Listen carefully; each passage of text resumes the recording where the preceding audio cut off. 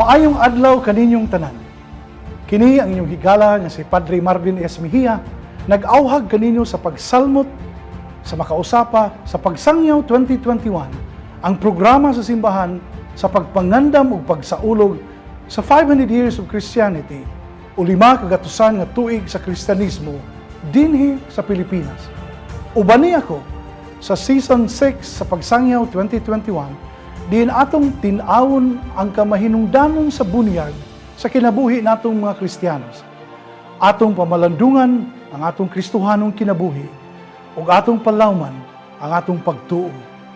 Kay kita binunyagan, dili nato ilimod ug atong isangyaw sa tanan kining maong kamatuoran. I am baptized, binunyagan ako.